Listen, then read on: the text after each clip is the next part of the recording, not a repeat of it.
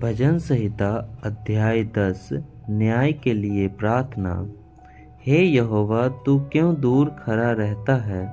संकट के समय क्यों छिपा रहता है? दुष्टों के अहंकार के कारण दीन मनुष्य खदेड़े जाते हैं। वे अपनी ही निकाली हुई युक्ति में फंस जाए, क्योंकि दुष्ट अपनी अभिलाषा पर घमंड करता है और लोभी परमेश्वर को त्याग देता है और उसका तिरस्कार करता है। दुष्ट अपने अभिमान के कारण कहता है कि वह लेखा नहीं लेने का। उसका पूरा विचार यही है कि कोई परमेश्वर है ही नहीं। वह अपने मार्ग पर दृढ़ता से बना रहता है। तेरे न्याय के विचार ऐसे ऊंचे पर होते हैं कि उसकी दृष्टि वहां तक नहीं पहुंचती। जितने उसके विरोधी है उन पर वह पुकारता है। वह अपने मन में कहता है, मैं कभी टलने का नहीं, मैं पीढ़ी से पीढ़ी तक दुख से बचा रहूंगा। उसका मुंह श्राप और छल और अंधेर से भरा है।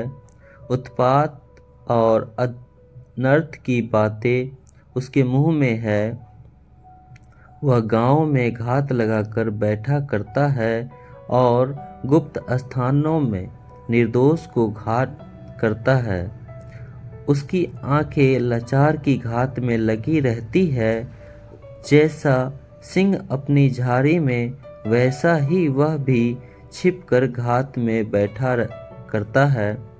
वह दीन को पकड़ने के लिए घात लगाए रहता है। वह दीन को अपने जाल में फंसाकर घसीट लाता है, तब उसे पकड़ लेता है। वह झुक जाता है और वह दुबक कर बैठता है और लाचार लोग उसके महाबली हाथों से पटके जाते हैं। वह अपने मन में सोचता है, ईश्वर भूल गया। वह अपना मुंह छिपाता है, वह कभी नहीं देखेगा।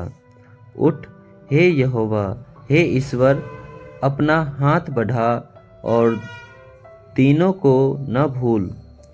परमेश्वर को दुष्ट क्यों तुच्छ जानता है और अपने मन में कहता है, तू लेखा न लेगा। तूने देख लिया है क्योंकि तू उत्पात और उत्पीड़न पर दृष्टि रखता है, ताकि उसका पलटा अपने हाथ में रखे।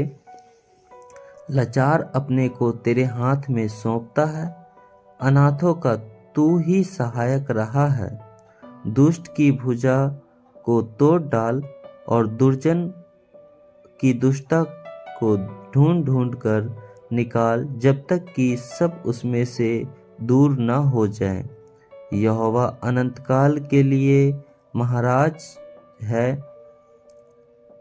उसके देश में से जाति जाति के लोग नष्ट हो गए हैं।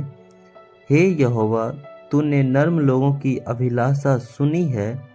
तू उनका मन तैयार करेगा। तू कान लगाकर सुनेगा कि अनाथ और पिसे हुए का न्याय करे, ताकि मनुष्य जो मिट्टी से बना है फिर भय दिखाने न पाए।